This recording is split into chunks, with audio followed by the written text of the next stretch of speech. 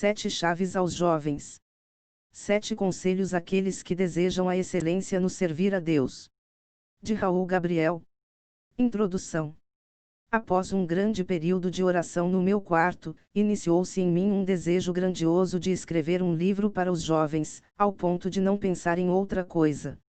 Esse desejo foi me consumindo a ponto de começar a pesquisar e assistir pregações sobre os jovens. Entre essas conversas com Deus falei isso: se é da tua vontade que eu escreva um livro para os jovens, então me direcione. Sobre o que o Senhor quer que eu escreva. E Ele me deu essa direção de escrever sobre o tema que deu origem a esse livro.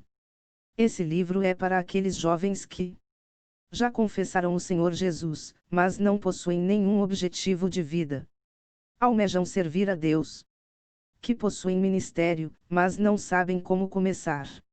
Desejam ser mais sábios. Olham para o presente e passado, mas não visam o futuro. Não veem em si crescimento. Almejam servir a Deus de uma melhor maneira. Pensam que nunca conseguirão alcançar os seus sonhos. Se você se encaixa em alguns desses exemplos, então esse livro é para você. Esses são alguns conselhos que aprendi na minha caminhada cristã e espero que os mesmos não só possam te ajudar, mas que venha extrair de você muito mais frutos do que extraiu de mim. Capítulo 1. Primeiro conselho: não despreze o dom que há em ti. Não te faças negligente para com o dom que há em ti, o qual te foi concedido mediante profecia, com a imposição das mãos do presbitério. 1 Timóteo 4:14. Graças ao bom Deus tive pessoas que me ajudaram nos primeiros passos do meu ministério. Tive a minha primeira oportunidade para pregar com 15 anos, se me lembro bem foi no mês de fevereiro de 2015 em um culto do Círculo de Oração na AD em Vila dos Cabanos PA. Quando recebi o convite fiquei muito animado e ao mesmo tempo me veio um grande temor, mas a minha animação era mais forte. Lembro-me muito bem do meu pensamento antes de começar a ministrar e foi mais ou menos assim: hoje eu vou arrasar e todos ficarão surpresos, Deus vai agir de uma forma grandiosa. Eu estava animado para que eles passassem logo a oportunidade, até que chegou o bendito momento. Eu peguei a minha Bíblia e me dirigi ao púlpito. Até aí estava tudo bem, mas quando que percebi que todos estavam com seus olhares focados na minha direção, e o pior que não era só na minha direção, era em mim. Aquilo foi um impacto e um desastre. Eu senti todo o meu corpo ficar completamente dormente e meu coração começou a bater mais rápido. Eu tinha esquecido até de saudar a igreja com a típica saudação assembleiana: eu cumprimento os irmãos com a paz do Senhor. Você está achando isso engraçado? E se eu te contar que tinha esquecido do versículo que iria ler naquele culto, não consegui pensar em outra coisa a não ser convidar a igreja para tomar assento e enquanto isso sucedia procurava lembrar da mensagem que iria trazer. Até que lembrei de uma parte. Você pode me perguntar se você começou a falar com a igreja, então a pregação foi um sucesso, não é? Eu digo a você que não. Eu tinha 30 minutos aquele dia, não cheguei nem em 5 minutos de mensagem. Falei o que vinha na minha cabeça. Saí daquele púlpito e fui para a minha cadeira com muita vergonha, só queria que aquele culto acabasse para ir embora para casa. Estava triste pois nada tinha saído de acordo com o que eu havia planejado, mas enquanto eu estava naquele culto sentado na minha cadeira eu falei assim para Deus: meu Deus, eu estou com muita vergonha de não ter conseguido pregar, mas se o Senhor pensa que eu vou desistir, o Senhor está enganado, pois eu acredito nas tuas promessas para a minha vida. Essa frase não tirou a vergonha que eu estava sentindo naquele momento, mas trouxe a mim forças para continuar. Eu fiquei um total de 2 anos da minha vida pregando sem conseguir terminar direito um sermão, mas eu ainda insistia na frase com Deus: se o Senhor pensa que eu vou desistir assim fácil, o Senhor está enganado, eu acredito nas suas promessas para a minha vida. Enquanto as promessas de Deus não se cumpriam eu só sabia chorar a Deus no meu quarto. Todos os dias passava horas trancado em busca de algo a mais com Deus.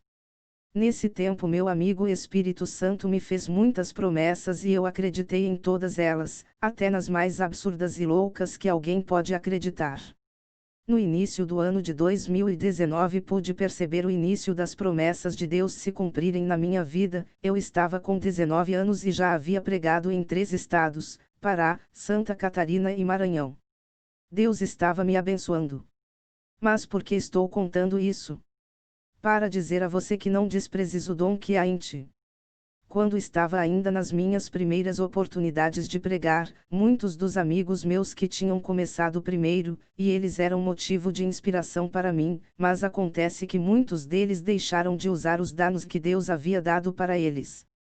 Não que eles pecaram e que Deus ficou irado e como punição tirou o dom que eles possuíam, nada disso. Eles simplesmente pararam de exercitar os seus dons por algum motivo. E é sobre isso o conselho do apóstolo Paulo para Timóteo em 1 Tm.4.14. Conselho de Paulo. Essa carta foi escrita entre 62 e 66 DC para Timóteo, o seu filho na fé, com o foco de o animar a supervisionar a igreja que ele pastoreava em Éfeso. Dentre tantos conselhos destacamos o que leva o nome do capítulo desse livro. Possivelmente o dom de Timóteo que Paulo está se referindo é o dom do ensino. Eu creio nisso devido em todo o capítulo ele o alertar contra as falsas doutrinas que estavam sendo propagadas pelos falsos mestres e pede para ele se dedicar ao ensino das Escrituras. Quando Paulo diz, não negligencies o dom que há em ti, ele está querendo dizer a Timóteo para não deixar de usá-lo, ou não agir com desleixo, ou ainda que não o ignore. Em outras palavras, ele está dizendo: não deixe de exercitar o dom que Deus te deu, não pare por qualquer motivo o uso dele. Ou só porque ele parece no início desprezível, não significa que ele não irá se desenvolver. 2 homens começaram uma caminhada, um disse: já estou cansado, vou parar e retornarei para casa. O outro disse: irei continuar e chegarei ao ponto final da caminhada. Qual a diferença entre os dois? A resposta é que um decidiu continuar. Jovens, só porque o seu dom não está no nível que você gostaria, não significa que ele não irá crescer. Muitos acabam desistindo dos seus ministérios por não serem tão afinados no canto ou não souberam se expressar na pregação, mas isso é questão de tempo e prática. Se isso não fosse verdade, Paulo jamais iria aconselhar Timóteo a perseverar no seu dom.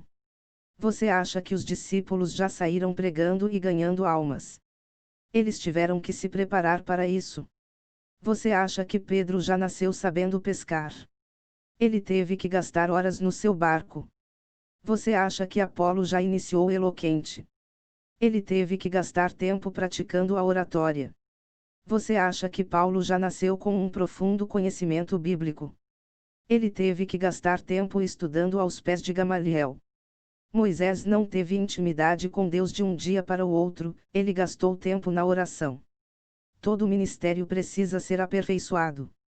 Por isso, jovem, não despreze o dom que há em você, mas o aperfeiçoe. Valorize o seu dom. Você já ouviu sobre o ratinho medroso? Conta-se a seguinte história. Era uma vez um ratinho muito medroso, que quase morria de susto cada vez que via um gato. Um mágico, comovido com seu sofrimento, disse-lhe: pobre ratinho, vou transformá-lo num gato, para que você nunca mais tenha mais medo. Tão logo foi transformado em gato, o ratinho gato viu um cachorro, e novamente quase morreu de medo. O mágico, mais uma vez, veio em seu socorro: pobre ratinho, vou transformá-lo num cachorro, para que você nunca mais tenha mais medo. Mas, tão logo foi transformado em cachorro, o ratinho cachorro viu uma onça, e novamente quase morreu de medo. O mágico, mais outra vez, quis ajudá-lo: pobre ratinho, vou transformá-lo numa onça, para que você nunca mais tenha mais medo. Mas, tão logo foi transformado em onça, o ratinho onça viu um caçador, e novamente quase morreu de medo. Porém, desta vez o mágico entendeu o problema: não importa no que eu o transforme, meu amiguinho, você sempre terá medo, pois você tem um coração de rato, e o fez voltar a ser um ratinho. Muitos têm medo de tomarem posse daquilo que Deus deu a ele. Têm medo de usar, pois pensam que na medida que usarem o seu depósito vai secando, gastando, acabando, sendo que os dons de Deus funcionam completamente diferentes: quanto mais você usa, mais Deus tem para te dar. Deus nos tira da posição de fracassados, para a geração dos vitoriosos. Deus nos tira da posição de medíocres para assumirmos a posição de seus embaixadores, representantes. Mas o problema é que não importa a posição que ele nos dê, continuaremos agindo como um mísero rato com medo do que vai acontecer se começarmos a enfrentar os nossos inimigos. Quando o mágico dá uma capacidade maior ao ratinho, seu objetivo é fazer com que ele encare seus desafios, mas o ratinho despreza o que lhe foi dado quando ele sente medo em não querer enfrentar seus desafios mesmo tendo capacidade para isso. O problema do ratinho é que ele não olhava para o que o mágico tinha dado, mas sim, para as dificuldades que pareciam maior que ele. Deus oferece a nós mais graça que o mágico deu ao ratinho, pois o mágico o transformou na mesma medida que o seu medo. Deus nos dá uma capacidade maior do que os nossos desafios, para os vencer. Recordo-me da história de Davi. Mesmo sendo pequeno, o seu coração era de um guerreiro e não olhou para o tamanho de Golias, mas o encarou, pois sabia que quem iria vencer por ele era o Senhor. A coragem para continuar usando seu dom. Não dei preso o dom que há em ti. Veja algumas frases sobre isso. Não basta descobrir seus dons, é preciso usar. Não basta apenas usar, é necessário usar construtivamente. Elis Rocha. Se seu cristianismo é confortável, está comprometido. George Davis. Saiba em que você é bom e utilize os seus talentos ou dons para construir vidas ou promover seu sucesso. Elgir Girodo. Somos dotados de dons e habilidades únicas e individuais que nos tornam capazes de realizar grandes coisas. Só é preciso colocar em prática. Denise Brown. Os talentos que você não recebeu ao nascer, têm que ser conquistados. Ou esquecidos de vez. Orlando Alergia. É loucura jogar fora todas as chances de ser feliz porque uma tentativa não deu certo. Ó Pequeno Príncipe. A maior criatividade de um obreiro cristão é edificar a igreja com seus dons. Elgir. A parceria que Deus faz com seus filhos aqui na terra é investir seus dons para que eles obtenham todos os recursos e investimentos em seus ministérios. Elgir Girodo. Você não nasceu desse jeito, você se tornou assim. Seth Godin.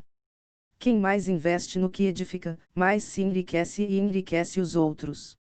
Elis Rocha. Capítulo 2.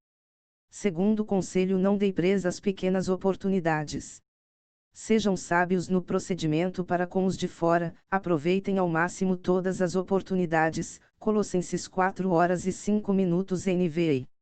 Lembro-me de um simples culto de quarta-feira em que fui na minha congregação.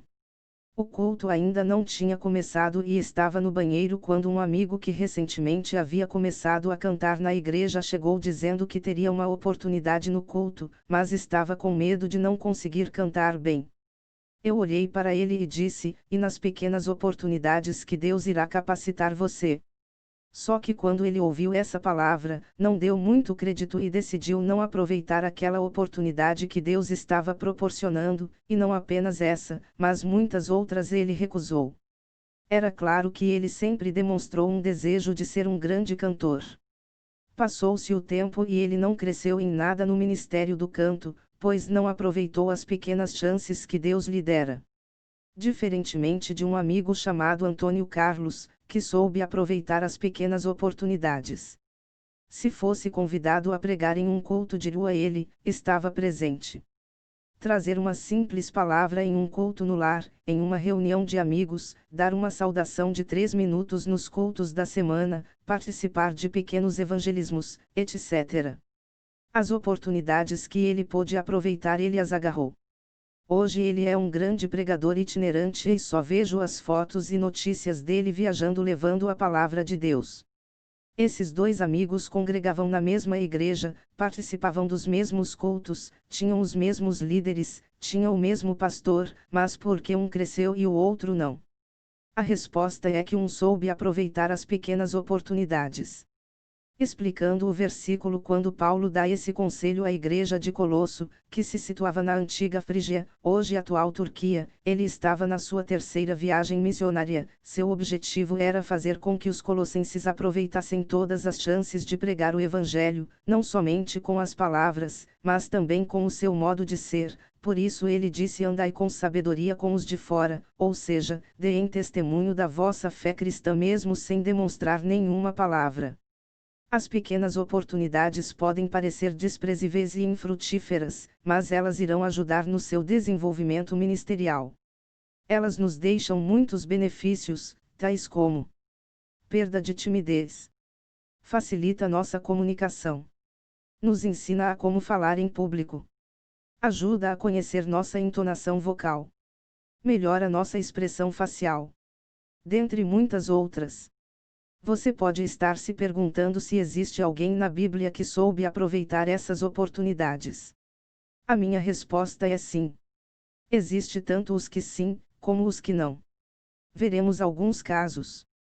O jovem rico desperdiçou a oportunidade de seguir Jesus, o homem que futuramente iria ser o homem mais influente e conhecido da história.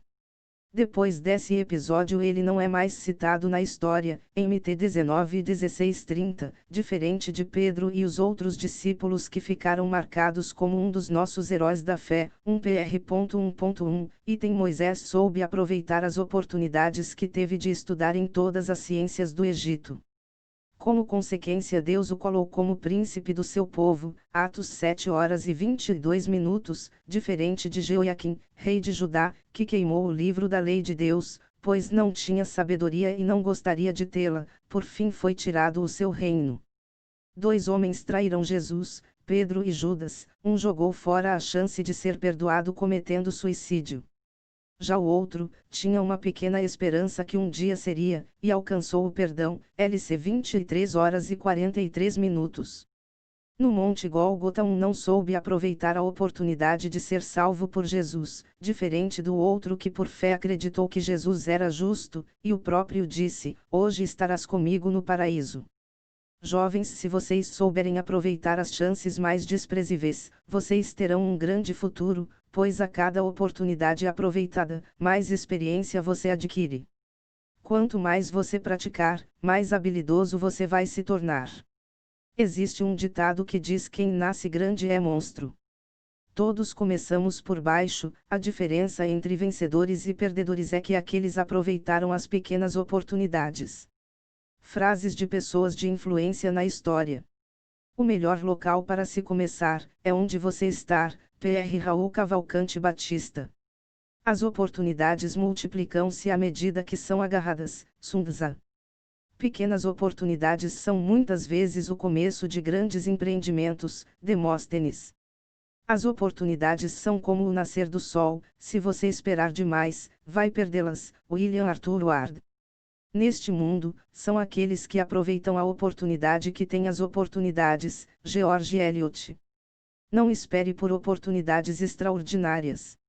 Agarre ocasiões comuns e torne-as grandes. Horizon Svetmarden. Nossas vidas são definidas por oportunidades, mesmo as que perdemos. Ó curioso caso de Benjamin Button.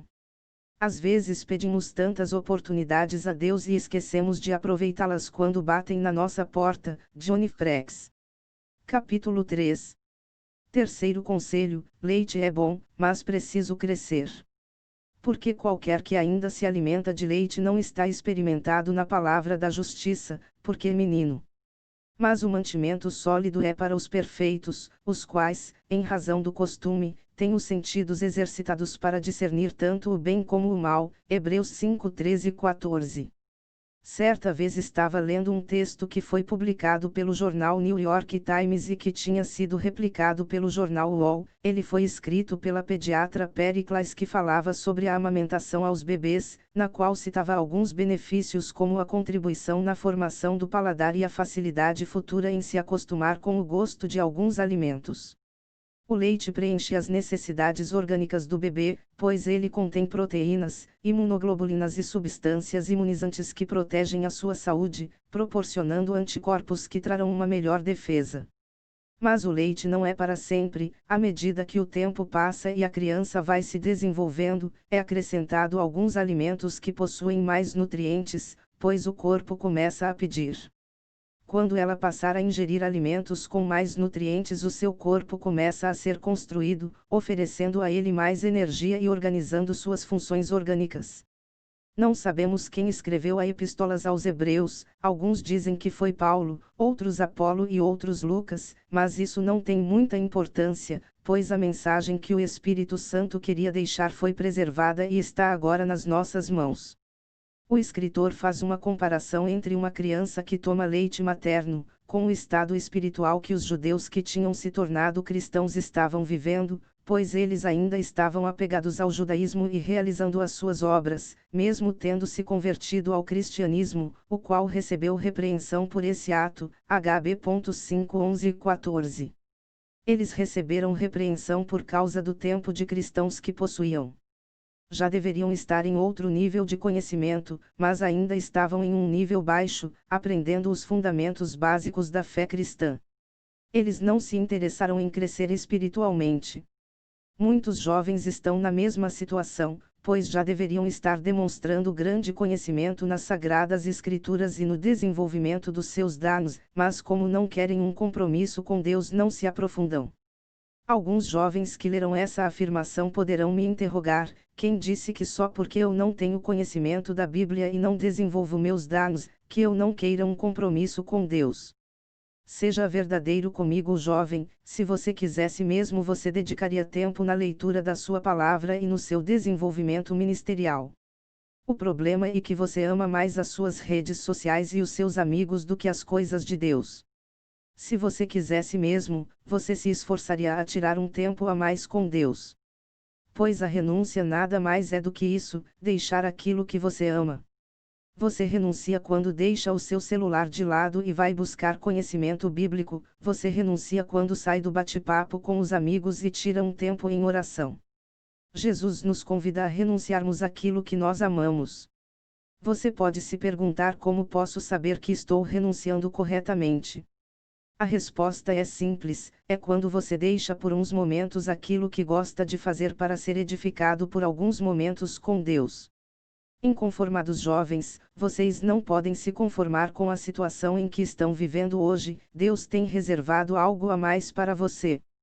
Deus tem reservado um futuro glorioso para aqueles que são inconformados, ou seja, aqueles que não estão satisfeitos com a situação em que se encontram no momento, mas querem viver as surpresas e desvendar os mistérios do reino de Deus. RM.12.2.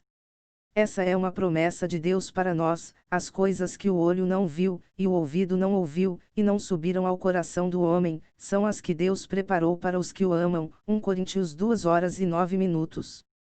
Quando a Bíblia diz que são para aqueles que o amam, está se referindo àqueles que buscam mais de Deus, pois aquilo que amamos sempre queremos que esteja perto de nós. Quando estamos apaixonados por alguém, ficamos o dia pensando nela, e essa é uma forma de tentar aproximar a pessoa de nós. Deus desejar se aproximar e revelar os seus mistérios, mas isso só é possível com o tempo que passamos com Ele. O Senhor almejar desenrolar os seus mistérios sagrados para os que o amam. O inconformado nunca está satisfeito com o que tem e sempre deseja mais. Quero aplicar isso ao nosso estado espiritual. Quanto mais você almejar crescer espiritualmente, mais Deus irá te dar. Deus tem reservado a você aquilo que ninguém viu, aquilo que ninguém experimentou em sua presença, aquilo que ninguém pôde um dia imaginar. O desejo dele é tirar a venda dos seus olhos que o impedem de ver o sobrenatural de Deus. Ah, meu inconformado jovem, se conseguisse imaginar a dimensão que Deus gostaria de te colocar, você jamais desperdiçaria o seu tempo com bobagens que só atrasarão os planos de Deus para você. Pelo contrário, você mergulharia nas éguas do novo de Deus, como mergulhou Ezequiel.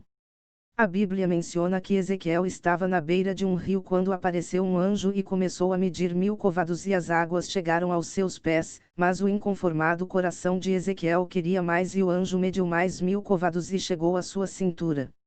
Mas Ezequiel queria ainda mais e foi medido mais, e chegou aos seus lombos. Ali Ezequiel poderia se conformar e não querer mais, mas Deus tinha reservado algo a mais. e leva-o a uma profundidade que Ezequiel não tocava mais os seus pés no fundo, mas tinha que nadar, pois a profundidade era tão grande que andar não era mais possível, pois agora ele flutuava. Às vezes nós nos conformamos com o pouco, mas Deus tem sempre uma carta na manga de mistérios que nunca mostrou a ninguém, mas deseja revelar aos homens, e os homens que ele deseja revelar são os inconformados. Ainda há algum jovem que deseja mergulhar nas águas de Deus. As pessoas não salvas precisam de jovens inconformados que sempre desejam mais de Deus. Revolta gera conhecimento. Você já parou para pensar que o crescimento só se inicia quando nós estamos insatisfeitos com algo e nos revoltamos? Pare para pensar, nós só começamos a querer fazer um curso de inglês quando estamos insatisfeitos com a nossa situação intelectual e queremos mudar. Só iniciamos as aulas em algum instrumento quando estamos inconformados com a nossa habilidade instrumental. Da mesma forma acontece na nossa vida espiritual. Jamais iremos conquistá-los se não nos dispormos. Meu amigo, desculpa eu te dizer isso, mas o leite para mim é bom, prova disso que até hoje eu ainda experimento, me refiro às coisas espirituais, mas estou à procura de algo mais sólido e só aqueles que desejam ser mais maduros na fé têm essa disposição. Quando eu me refiro a algo mais sólido, estou me referindo ao conhecimento bíblico e à intimidade com Deus. Estou cansado de uma amizade cansada e fingida, desejo a glória dele na minha vida, desejo conversar com ele enquanto caminho para comprar algo no supermercado, desejo falar em línguas enquanto estou dirigindo o carro. Estou cansado de ser mais um servo, quero ser mais que isso, um amigo. Todos os homens que decidiram algo a mais com Deus conseguiram seus desejos. Um dia Enoque se revoltou com sua situação espiritual e começou a andar com Deus, sua amizade foi tão grande que Deus o tomou para si. Daniel desejou ter mais conhecimento de Deus a ponto de Deus comparar a sua sabedoria como a de um anjo. Abraão tinha uma intimidade tão grande que foi chamado amigo de Deus. Jesus se revoltou com a situação que estava o mundo e desejou salvá-lo, trazendo assim a redenção a todos por meio de suas ações diante do Pai. Não se conforme com a situação que você está, mas queira sempre crescer.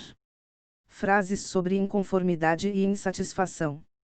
Sem insatisfação não há evolução. Franciele Morgado. São os inconformados que vão mudar o mundo com sua iniciativa, pelo bem maior. O conformismo é carcereiro da liberdade e o inimigo do crescimento. John Kennedy. A insatisfação não é uma ingratidão, é uma busca de realização e entendimento pessoal. Júnior Aires. Que toda insatisfação gere atitudes de mudança. Jean Souza. O conhecimento aumenta nossa insatisfação. Nossa insatisfação nos leva a querer mais conhecimento. Brian Carvalho. A insatisfação é a raiz de um sonho prestes a nascer, então olhe no seu interior e descubra qual é o seu sonho. Neil Sedges. A insatisfação precede boa parte das mudanças, mas não é a única responsável para que elas aconteçam. Jefferson Guerreiro. Capítulo 4. Quarto conselho: faça conforme as suas forças. Tudo quanto te vier à mão para fazer, faze-o conforme as tuas forças, porque na sepultura, para onde tu vais, não há obra, nem projeto, nem conhecimento, nem sabedoria alguma. Eclesiastes 9h10. Quando leio esse fascinante versículo, começo a imaginar Salomão escrevendo. Meus pensamentos me teletransportam para os territórios de Israel e entro no quarto real de Salomão. Imagino ele sentado em uma cadeira apoiando seus cotovelos em uma mesa e junto à sua mão uma pena.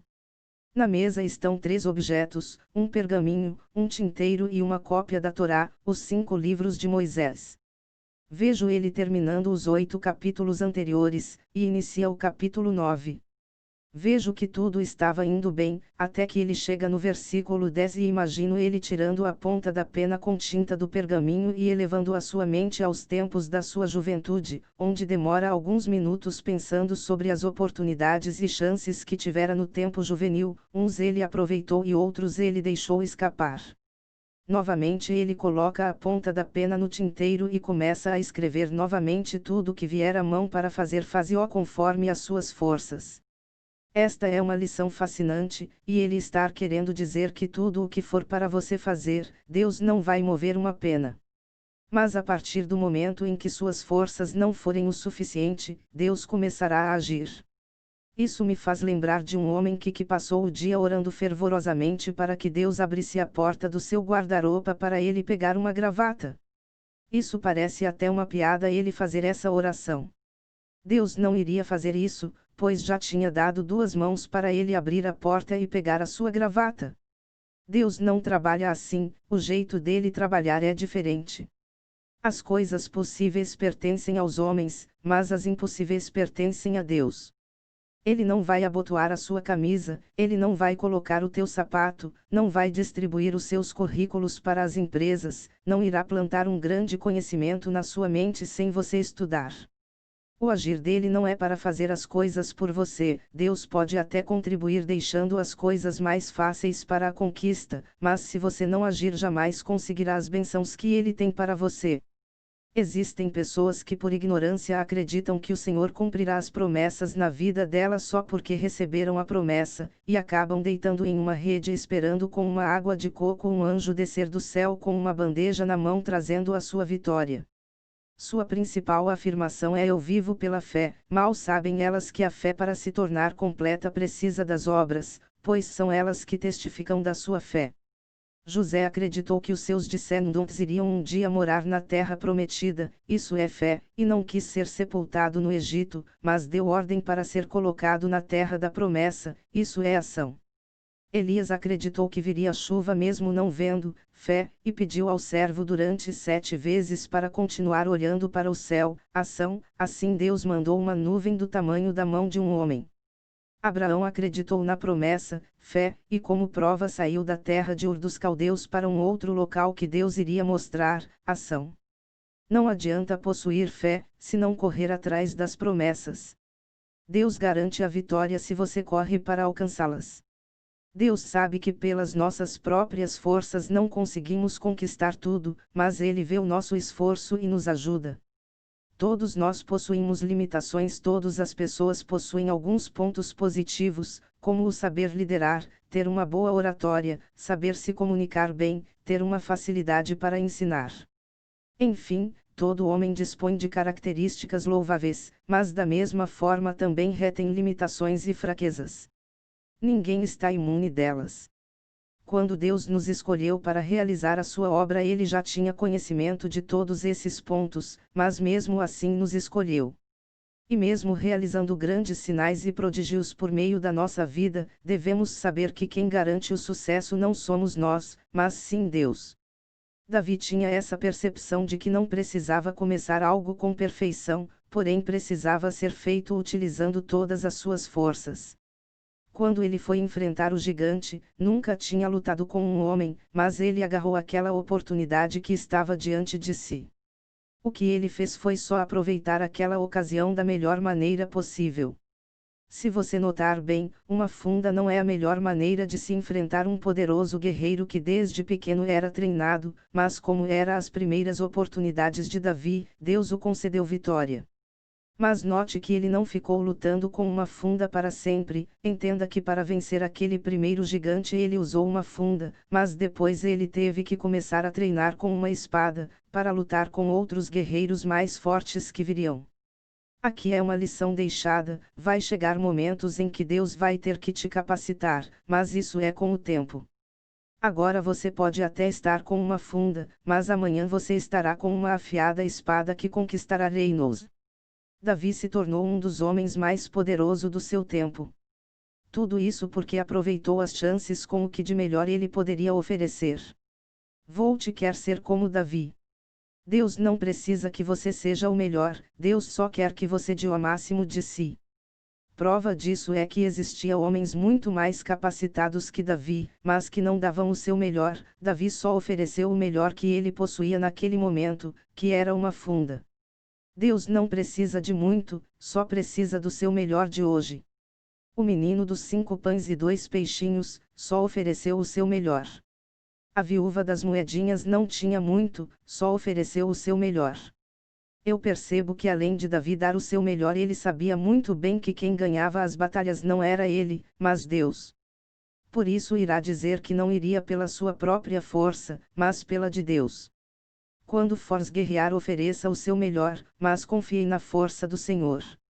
E Davi disse ao filisteu: Você vem contra mim com espada, com lança e com dardo, mas eu vou contra você em nome, força, do Senhor dos Exércitos, o Deus dos Exércitos de Israel, a quem você desafiou. 1 Samuel 17h45. Meu jovem, quando receberes as oportunidades, use ao máximo das suas forças, e Deus te dará a vitória. Frases sobre forças.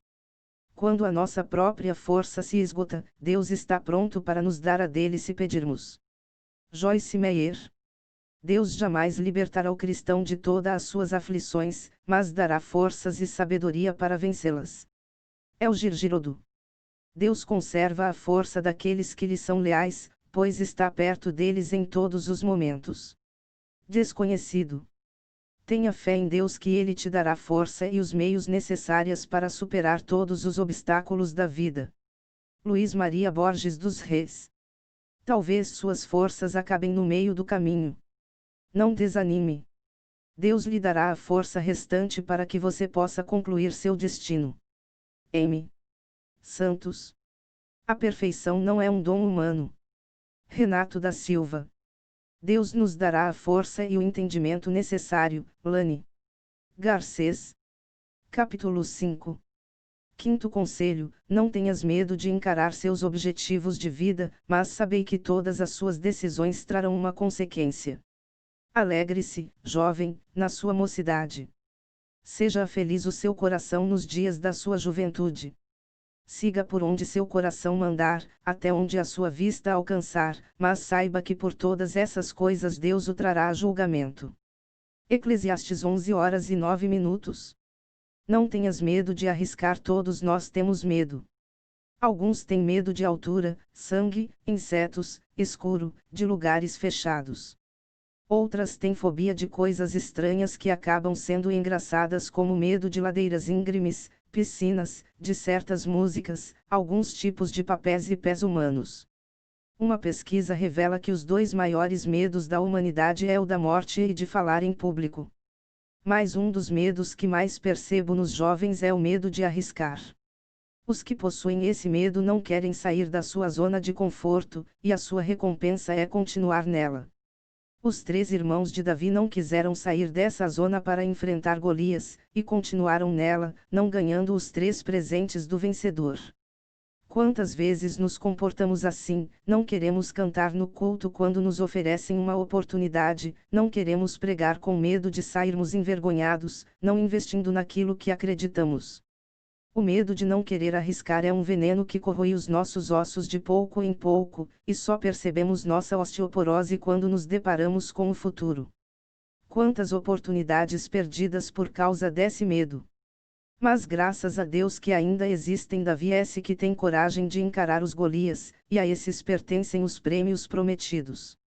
Não tenha medo de arriscar todas as suas fichas naquilo que acredita, é melhor você sair derrotado dizendo que pelo menos tentou, do que passar a vida inteira pensando em como seria a sua vida se tivesse tomado aquela escolha. Os maiores vencedores não ligam para o que os outros pensam, eles simplesmente agem naquilo que acredita. Todos os homens que fizeram sucesso tiveram que ignorar o deboche de seus amigos, irmãos, família, conhecidos e desconhecidos, mas os que ignoram alcançam seus objetivos.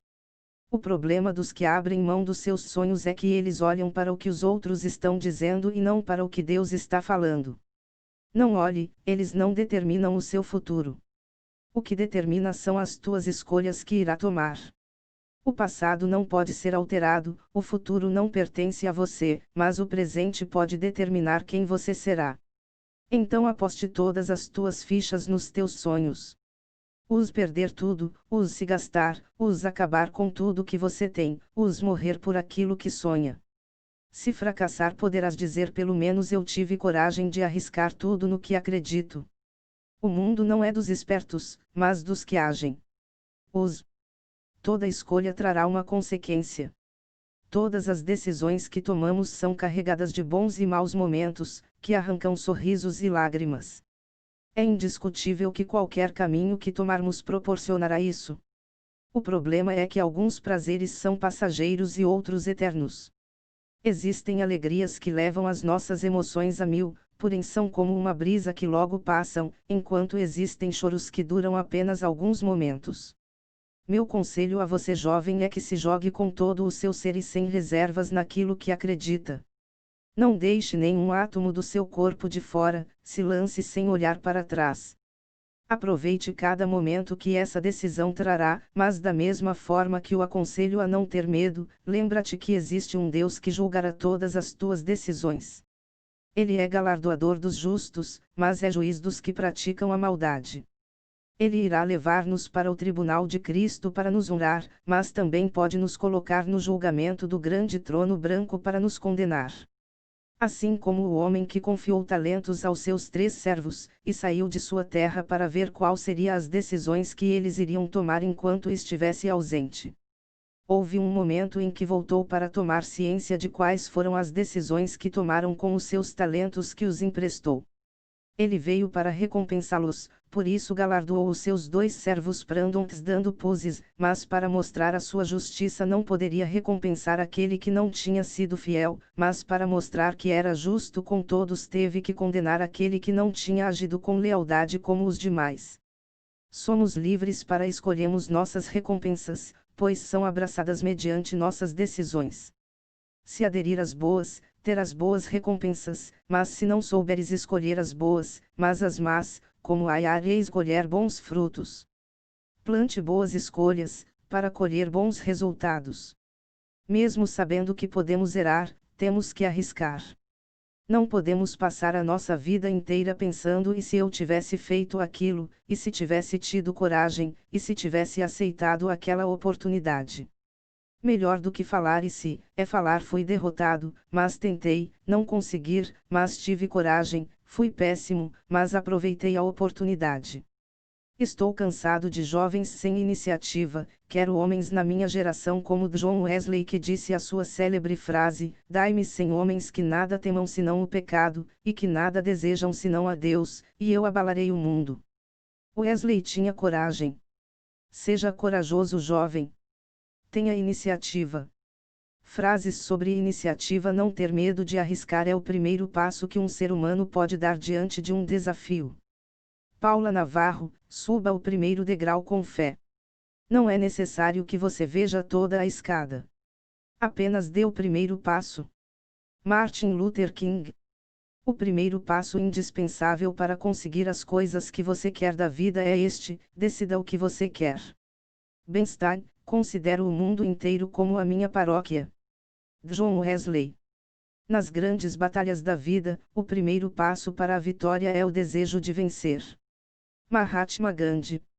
Faça todo o bem que puder, por todos os meios que puder, de todas as maneiras que você pode, em todos os lugares que você puder, em todas as vezes que você puder, para todas as pessoas que você puder, enquanto você pode. John Wesley. O primeiro passo em direção ao sucesso é dado quando você se recusa a ser prisioneiro do ambiente no qual você inicialmente se encontra. Mark Caine. Capítulo 6. Sexto conselho: saiba escolher suas amizades. Aquele que anda com os sábios será cada vez mais sábio, mas o companheiro dos tolos acabará mal. Provérbios 13h20. Influência significa a ação de um agente sobre alguém ou alguma coisa, causando modificações. Sabemos que nenhuma pessoa é igual a outra. Cada um possui características biológicas, comportamentos, maneira de pensar e de agir. Deus nos criou únicos, e jogou a máquina fora. O que acontece são as influências que herdamos mediante a caminhada da vida. O que nós somos, independente de fatores genéticos, pode ser modificado mediante nosso meio onde vivemos e as pessoas que nos relacionamos. Livros, reportagens, internet, jogos, programas de TV, séries, são alguns dos exemplos. Mas o que mais nos influencia são as nossas amizades, elas possuem um grande contato conosco, recebemos suas informações.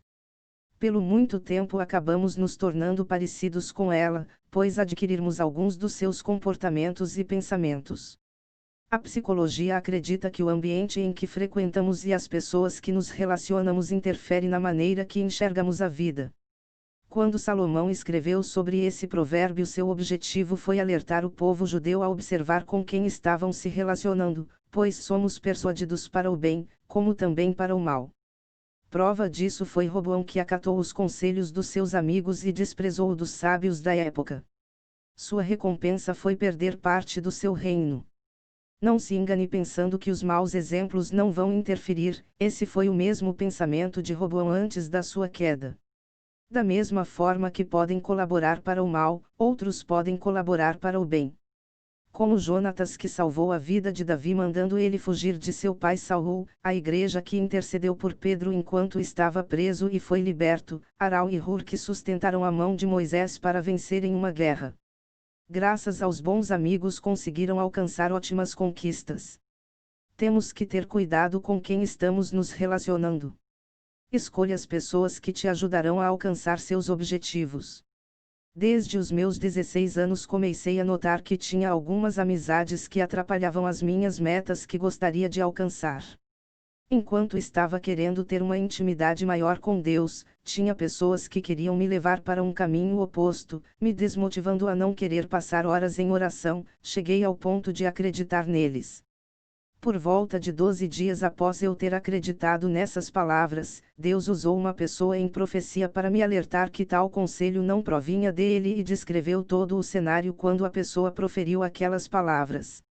Desde então comecei a selecionar quem fariam parte das minhas amizades, elas teriam que ser ou buscar os mesmos ideais e sonhos que eu. Isso não é regra, mas a probabilidade de conseguir os seus objetivos são maiores com pessoas que têm a mesma visão que você, do que as que não têm. Pergunto a você: qual é o exemplo mais fácil de conseguir o sucesso? Uma empresa que trabalha junto com seus funcionários em prol da conquista dos mesmos sonhos? Ou uma empresa em que todos os funcionários têm visões diferentes da empresa? Claro que é a empresa que possui os seus funcionários com a mesma visão, pois todos eles ajudarão a empresa a conseguir seus objetivos. Como você quer passar no vestibular se você só convive com quem só te chama para baladas? Como você quer ser médico se as tuas amizades são pessoas que odeiam medicina? Como você quer ser empresário se as tuas amizades são com pessoas que odeiam o trabalho e não quer nada com a vida?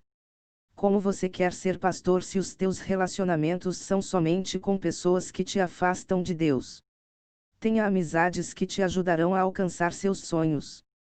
Se queres ser médico, comece a ter amizades com médicos. Se queres ser um pastor, faça amizade com pastores. Se queres uma intimidade com Deus, procure pessoas que tenham intimidade. Se queres ser sábio, ande com os sábios. Tenha paz com todos, mas não seja amigo de todos. É bem verdade que temos que estar de bem com todos que estão ao nosso redor, mas isso não significa que eles terão que ser meus amigos. Eu particularmente falo com todos e tenho um bom número de pessoas que conheço, mas isso não significa que todos pertencem ao meu vínculo de amizade. Para isso terão que passar pelo meu prumo, e nem todos passam. Existem alguns critérios que terão que seguir para conquistar minha amizade. Um dos meus critérios são: precisa ser humilde. Humilde aqui não é a pessoa pobre, mas sim a pessoa que, mesmo tendo poder, age como se não tivesse, mesmo sendo, age como se não fosse, mesmo sabendo muito, age como se não soubesse de nada. Precisa ser sincero. Quero amigos que me digam a verdade, como realmente estou e quando preciso melhorar. Tem que ser sonhador, precisa ter objetivos de vida, não pode ser conformado com seu estado atual, mas que deseja sempre melhorar. Se tiver a mesma fé que eu, melhor ainda. Nem todos têm as mesmas doutrinas da minha denominação, mas não significa que não serão meus amigos, pois existem pessoas raríssimas de se encontrar. Só porque temos algumas divergências de alguns assuntos bíblicos não significa que eu não queira a amizade deles. Precisa ter princípios, que sejam fiéis aos princípios bíblicos. Quero pessoas ao meu lado que trarão alguma edificação para a minha vida e não que me levarão ao fundo do poço. Frases Escolha bem suas amizades, pois você será bem parecido com elas. Ricardo Austrégésilo. Os amigos são irmãos que escolhemos e que nos fazem bem na estrada rumo ao sucesso. Mateus Pedrosa. Amigo verdadeiro é aquele que repreende no momento oportuno, que fala o que não se quer ouvir e chama a atenção quando necessário.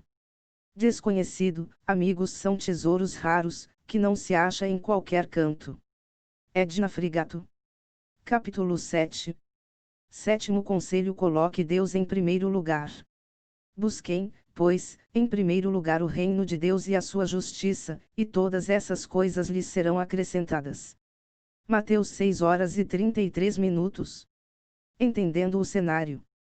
Jesus tinha acabado de chamar Tiago e João, os dois filhos pescadores de Zebedeu. Ele estava nas regiões da Galileia quando viu uma multidão que o seguia de Decápolis, Jerusalém, Judeia e de além do Jordão.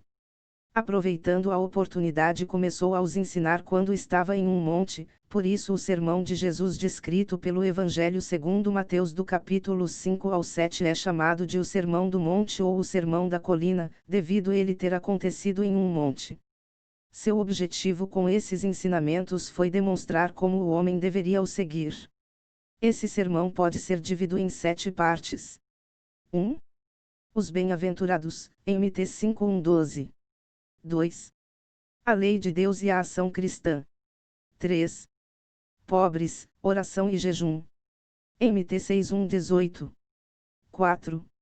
As preocupações da vida, MT.6:19-21. 5. O ato de julgar outro homem, MT.7:1-2. 6. Falsos profetas, MT.7:2-16. 7. A firmeza daqueles que estão em Deus, MT 7:28 e 29.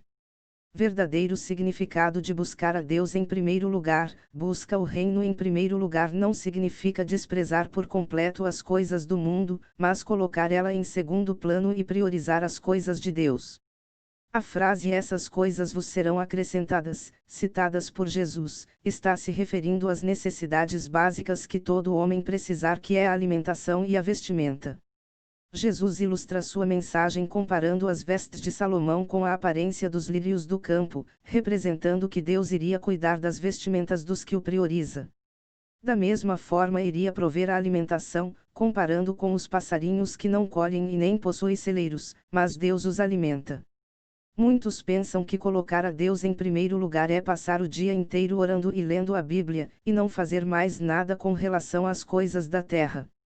Por muito tempo esse foi o meu pensamento: buscar somente a Deus e deixando a vida aqui na terra de lado, não procurando me aperfeiçoar para exercer posições que poderia ajudar até o reino de Deus. Na verdade, esse texto não está dizendo para nós buscarmos só a Deus, mas para o priorizarmos. Se assim acontece, Ele nos supre as necessidades. Uma vez um amigo disse que não precisava se preparar para a vida terrena, pois Deus iria suprir as suas necessidades. O problema é que ele só esperava a provisão, mas não fazia nada para abrir as portas para a provisão de Deus. Veja o exemplo que Jesus deu sobre os pássaros. Quando os menciona, ele não diz que os pássaros ficaram esperando nos seus ninhos sem fazerem nada, mas que Deus os alimentavam quando eles saiam para procurar comida, pois quando a Bíblia menciona que eles não sabiam plantar, está querendo dizer que eles não ficavam fixos ou parados em um lugar esperando a provisão de Deus, mas saiam à procura e Deus os abençoava. Nosso papel é sair à procura, Deus abre as portas para encontrarmos as provisões. Na prática, como podemos sair à procura da comida? Nós saímos à procura quando nos capacitamos, fazemos cursos, lemos livros, vemos palestras, entregamos currículos, preenchemos mais currículos, e assim vamos adquirindo conhecimento. Nos colocamos à disposição para receber, e Deus abre as portas. Paulo se dedicou nos estudos de Gamaliel, Deus abriu o seu conhecimento para que entendesse. Isaac cavou o poço, Deus fez o poço encher de água. Tudo se torna mais fácil para aqueles que priorizam a Deus, pois as bênçãos os perseguem. Síndrome do jovem rico. O problema do jovem rico foi não querer priorizar as coisas de Deus. Note que ele conhecia as coisas de Deus, mas o primeiro lugar do seu coração estava sendo ocupado pelas demais coisas. O objetivo de Jesus não era deixá-lo pobre, mas fazer com que a sua prioridade fosse nas coisas eternas. Isso é uma opinião minha com relação ao pedido de Jesus. Eu creio que no momento em que o jovem decretasse no seu coração seguir a Jesus e cumprir o pedido de doar as suas posses aos pobres, Deus naquele mesmo momento iria o interromper e disser que ele tinha passado no teste. Pois acredito que Jesus iria fazer o mesmo teste que fez com Abraão, quando ele propositou no seu coração dar tudo o que ele possuía, Isaque. Deus aceitou a sua oferta, impedindo de matar o garoto. Mas talvez, Jesus realmente gostaria que ele vendesse tudo para não atrapalhar a sua vida nos seus novos aprendizados com o Mestre. Existem esses dois tipos de interpretação. A verdade é que Jesus gostaria de ser o centro da vida do jovem, ele não queria dividir o seu coração com as suas prioridades terrenas e passageiras. As recompensas para aqueles que desprezam as coisas de Deus e priorizam as coisas terrenas são semelhantes ao do jovem rico. Basta olhar para como ficou depois, saiu triste. Não sei onde se encontra agora, mas se a sua vida terminasse naquele pouco tempo depois de quando ele saiu da presença de Jesus, seria pelo menos duas as suas recompensas. 1. Não teria riquezas terrenas. Se você me perguntar aonde está o jovem rico hoje, eu não saberia te responder, se no Hades ou na Nova Jerusalém, mas uma coisa é certa: o que foi investido na terra já foi perdido. Talvez ele se tornou um milionário, mas todo o seu esforço foi reputado em nada quando ele teve que enfrentar o destino de todo homem, a morte. 2. Não adquiriu riquezas espirituais, ele desprezou o pedido de seguir a Jesus, levando-o a não ter nenhum galardão.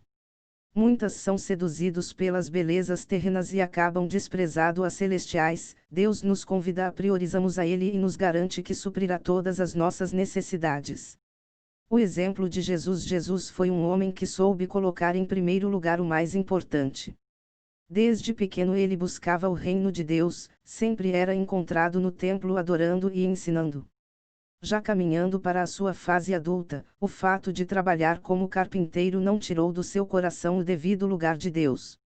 As riquezas do mundo não o seduziram a sair da sua presença, sua confiança estava em Deus e ele supria todas as suas necessidades. Por muitas vezes vejo Jesus procurando oportunidades para orar, e, despedida a multidão, subiu ao monte para orar, à parte. Assentai-vos aqui, enquanto vou além orar. E aconteceu que, estando ele a orar num certo lugar, quando acabou, lhe disse um dos seus discípulos: Senhor, ensina-nos a orar.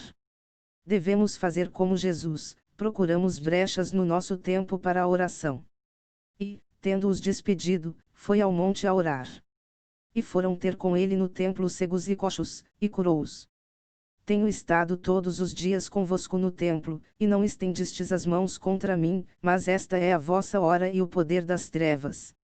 O fato de colocar Deus em primeiro lugar não o impediu de realizar as suas tarefas terrenas. Ele trabalhava para sustentar a sua família, não é este o carpinteiro? Ele pagava tributos ao governo, mas, para que os não escandalizemos, vai ao mar, lança o anzol, tira o primeiro peixe que subir, e abrindo-lhe a boca, encontrarás um estáter, toma-o, e dá-o por mim e por ti, aos cobradores de impostos. Aprenda com Jesus, coloque Deus em primeiro lugar no seu coração, mas não despreze as suas obrigações terrenas. Se fazes isso, Deus suprirá todas as suas necessidades. Deus é a nossa prioridade. Coloque Deus em primeiro lugar, acima de tudo, e verás que as coisas irão andar bem. Prandip.